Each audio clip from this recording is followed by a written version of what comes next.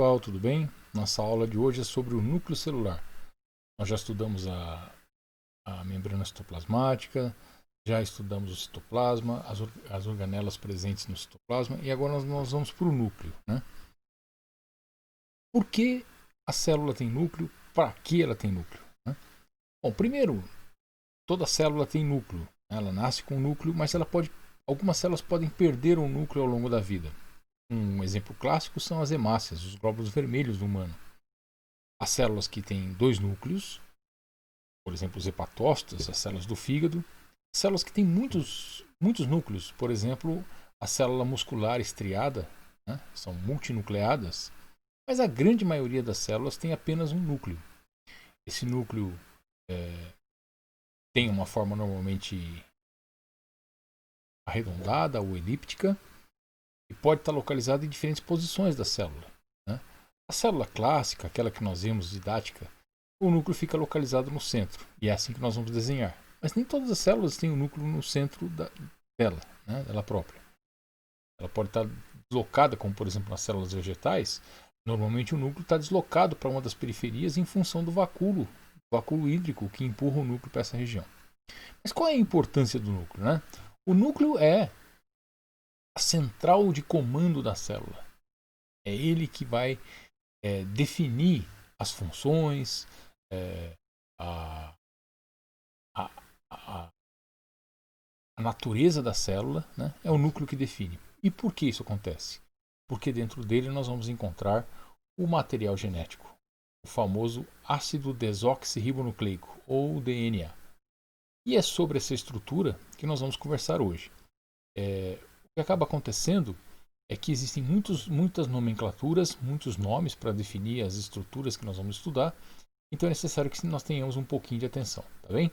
Eu vou optar por mostrar a vocês inicialmente isso em forma de desenho.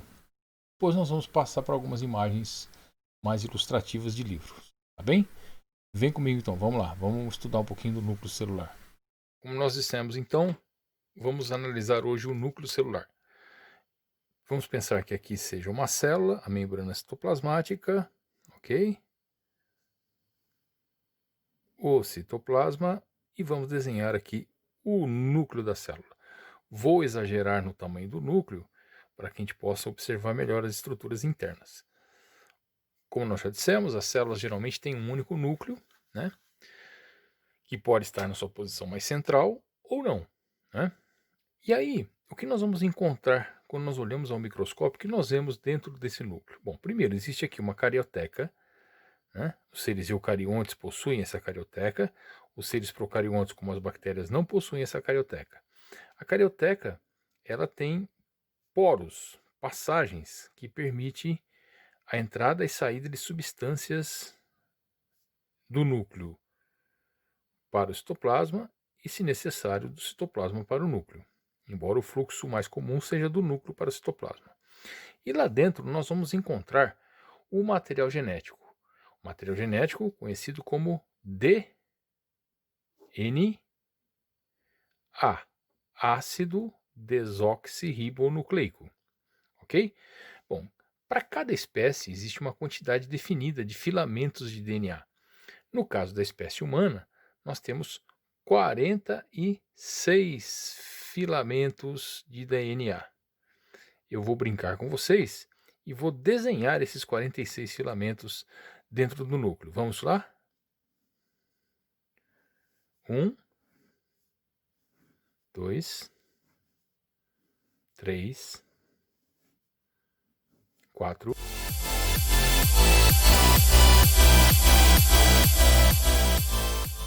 44, 45, 46.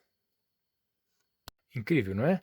Se você não tivesse visto eu desenhar as 46 filamentos e você olhasse direto esse desenho, você não diria que existem 46 fitas aí dentro, diria? Pois bem, cada fita dessa, né, ela está esticada, e vocês repararam que quando eu desenhei, eu comecei de um ponto e depois fiz novamente. Esse ponto, que não necessariamente é no centro, receberá o nome de centrômero. Vamos conversar sobre ele mais para frente, tá bem? Mas observe que formou aqui uma estrutura quase que homogênea. Se eu tivesse que desenhar uma célula, eu desenharia toda pintada, inteiramente pintada assim, inteiramente pintada, porque eu não consigo de fato diferenciar esses 46 filamentos.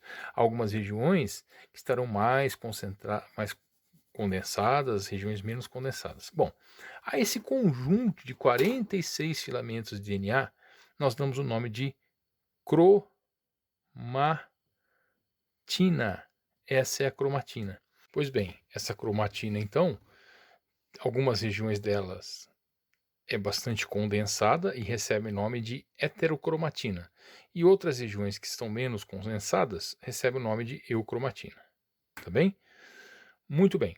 Então nós já sabemos que essa célula ela tem os 46 filamentos, no caso da célula humana, como nós dissemos, para cada espécie é uma quantidade estipulada de filamentos de DNA. Agora, essa célula ela não está em divisão. Nós dizemos que ela está em intérfase. Na fase de intérfase, você vai encontrar o núcleo com a cromatina. Mas e quando a célula for se dividir? Quando ela for sofrer mitose e meiose? Vamos lá. Bem, vamos partir de novo então dessa célula que agora vai sofrer o processo de mitose ou meiose. Vamos pensar na mitose, né? Na mitose, que é um tipo de divisão celular, uma célula dará origem a duas outras células, certo? Isso é usado para repor células perdidas ou para o organismo poder crescer. Mas pensem bem, se uma célula com 46 cromossomos com 46 filamentos de DNA, dará origem a duas células com também 46 filamentos de DNA, o que tem que acontecer com o material genético para que isso dê certo? Ele vai ter que se duplicar, exatamente. Então, quando a célula entra em divisão celular, antes de que ela comece essa divisão, há uma duplicação do material genético. Isso acontece ainda na fase de intérfase. Então, nós vamos representar isso. Observe. Então, nós temos aqui um dos filamentos, lembrando que são quantos? 46 na espécie humana. Então, nós temos um filamento, dois filamentos, três filamentos, quatro filamentos, 46 filamentos. Tá bem? Eu desenhei aqui um parzinho de filamentos. Quando essa célula vai entrar em divisão celular, o que acontece é que esse filamento se duplica. Ocorre uma duplicação do material genético. Olha o que acontece. Passa a ter dois unidos pelo mesmo centrômero. Tá bem? O centrômero continua aqui. Só que, lógico, o que vocês acham que vai acontecer se eu for desenhar os 46 filamentos duplicados aqui? Não vai caber. É exatamente o que acontece. Quando a célula entra em divisão celular, começa a sua divisão celular, um dos sintomas é o aumento do volume do núcleo e, consequentemente, a ruptura carioteca. A carioteca se rompe, porque esses filamentos agora eles estarão todos duplicados. Só que dá para entender que vai começar a ficar muito confuso a coisa aqui dentro, né? Não é isso? Vai ficar confuso, porque veja bem, vocês lembram do desenho que eu fiz anteriormente? Não vou fazer de novo, tá? Não fiquem preocupados. Se eu fosse desenhar os 46 filamentos agora duplicados, o que ia acontecer? Ia ficar tão confuso aqui dentro que aí sim que não se entenderia mais nada. Então, o que a célula faz para resolver esse problema? Ela passa a ter um processo de condensação desses cromossomos. Na verdade, o material genético, o DNA, ele vai se enrolando em torno de proteínas chamadas histonas e vai formando um material mais condensadinho, menorzinho, assim, ó. Olha o que aconteceu, tá vendo?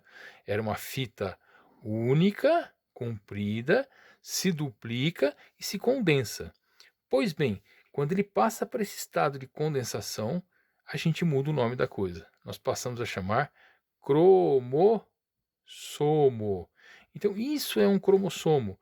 Cromossomo é o material genético, a cromatina, duplicada e condensada. E aí, então, nós temos os cromossomos